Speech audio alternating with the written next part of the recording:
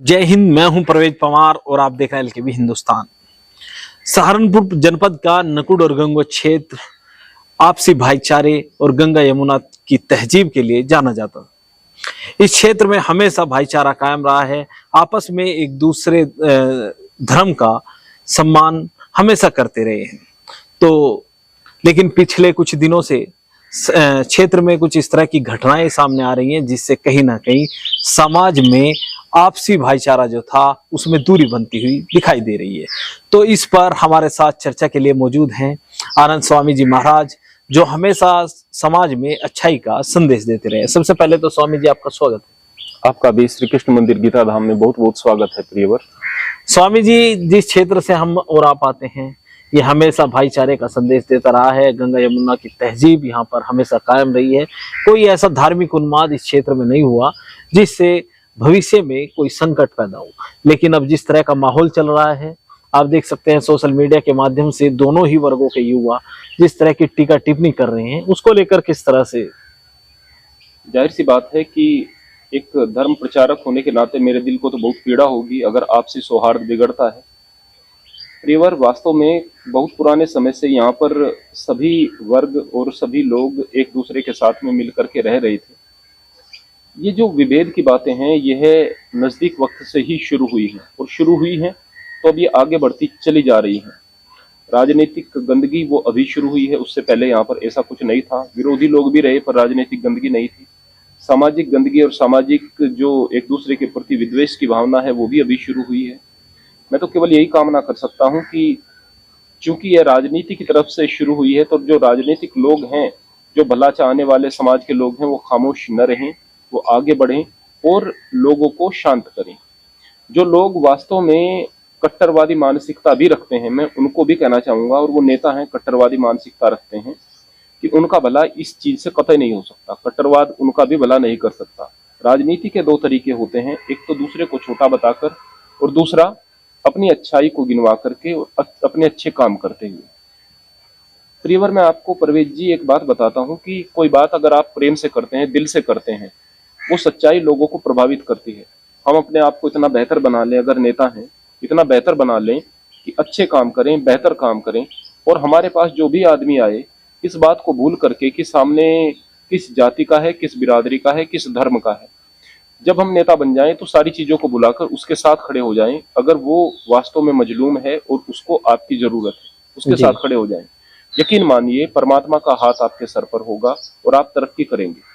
जब आदमी तिगड़म करता है ना, तो दूसरे वाला भी तिगड़म की तरफ बढ़ जाता है और सारे के सारे तिगड़मबाज हो जाते हैं जी। माहौल खराब हो जाता है, स्थिति वही हो जाती है, स्थिति वही हो जाती है। यानी कि जितना संघर्ष पहले करना पड़ रहा था, संघर्ष उतना ही अब करना पड़ रहा है जी। लेकिन इस संघर्ष में क्या है, इसमें आपकी क्रिएटिविटी खत्म हो गई, रचनात्मकता खत्म हो गई।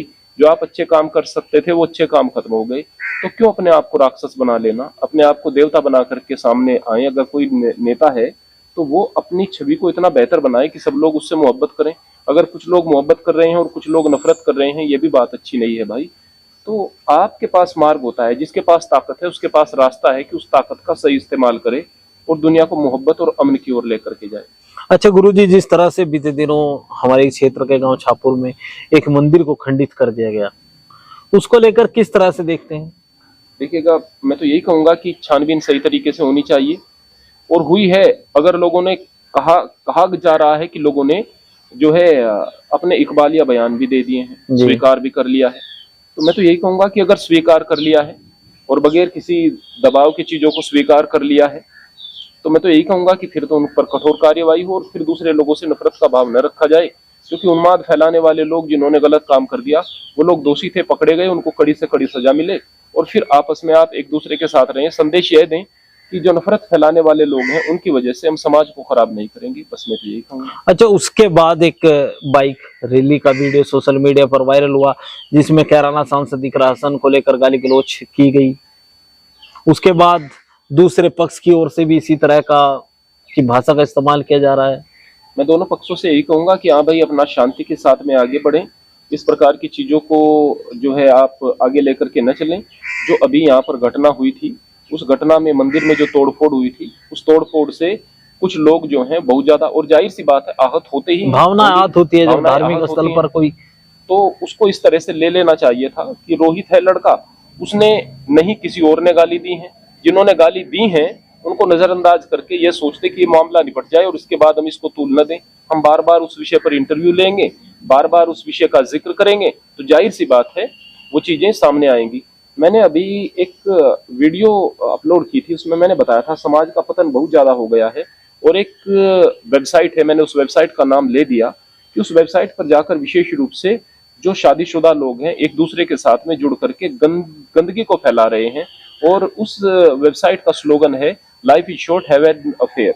तो मैंने ये बात बताई, मेरे एक परिचित का मित्र का मेरे पास फोन आता है, कहता है गुरुजी आपकी बातें बहुत अच्छी हैं जी। लेकिन कुछ लोगों को आपकी वजह से इस वेबसाइट का पता लग गया है, अब वो उस वेबसाइट को तलाश कर रहे हैं। यानी जितने सुधरने वाले लोग हैं वो तो सुधरेंगे या नहीं सुधरेंगे, आपकी वजह से उस वेबसाइट का पता चल गया है।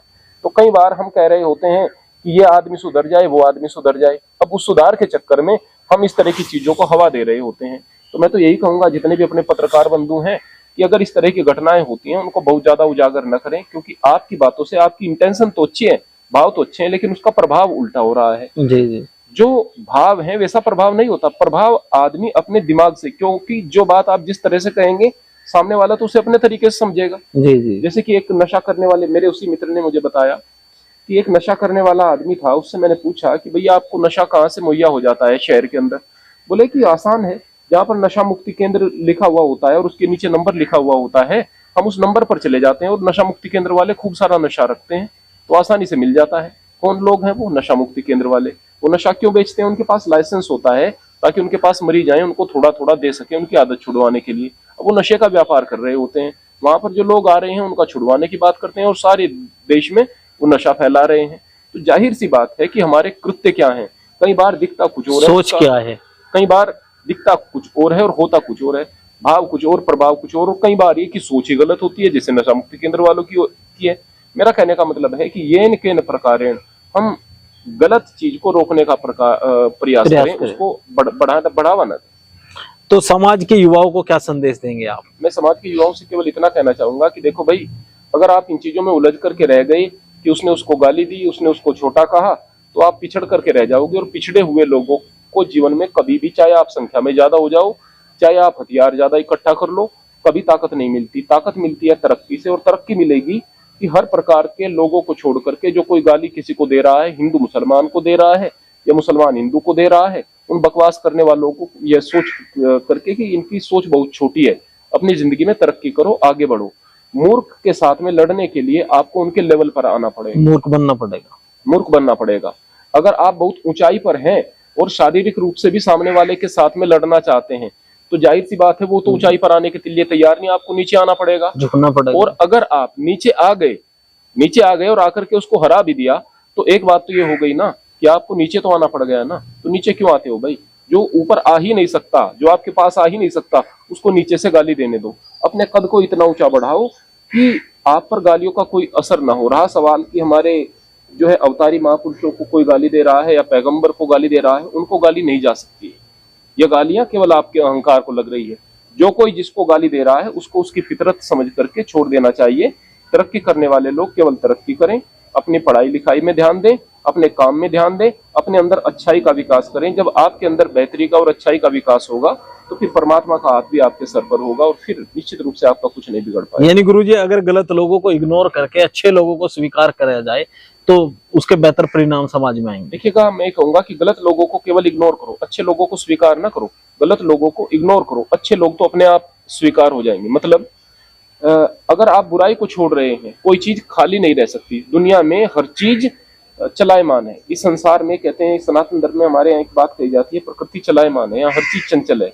पत्थर को भी देख रहे हैं, ये भी चल रहा है, इसके अंदर इलेक्ट्रॉन, प्रोटॉन, न्यूट्रॉन है, जो कि इलेक्ट्रॉन जो है चक्कर काट रहा है। कोई चीज घटती है या बढ़ती है, या तो आप गरीब हो रहे हैं या फिर आप अमीर हो रहे होते हैं, या तो आप शिक्षा प्राप्त कर रहे होते हैं या फिर कुछ चीजों को भूल रहे होते हैं, या आप जवान हो रहे होते हैं या आप बूढ़े हो रहे होते हैं। कोई चीज स्थिर नहीं रहती। जब आप बुराई को छोड़ दोगे ना, तो अच्छाई तो अपने आप हो जाएगी, अच्छाई तो आपके पास अपने आप आ जाएगी, अच्छे लोग तो अपने आप आपके पास आ जाएंगे। अच्छे लोग इसलिए आपके पास नहीं आ पाते, या अच्छे लोग इसलिए इकट्ठा नहीं हो पाते, आदमी के अंदर कहीं ना कहीं बुराइयां हैं, और ये बुरे लोग जो हैं ये बहुत ज्यादा प्रचार प्रसार अपना कर रहे हैं, उससे प्रभावित होकर के हम लोग भी उन्हीं के प्रचार में लग जाते हैं और बस क्षेत्र का माहौल खराब हो जाता है, हम लोग पीछे चले जाते हैं। बस ये सीधा सा सूत्र है और कुछ नहीं। तो आनंद स्वामी महाराज जी का संदेश आपने सुना। इन्होंने कहा कि जिस तरह से कुछ बुरे लोग हैं उनको आप इग्नोर करके अच्छाई की तरफ चलें तो सब समस्याएं दूर हो जाएंगी। आगे के अपडेट के लिए भी बने रहिए LKB हिंदुस्तान के साथ। जय हिंद।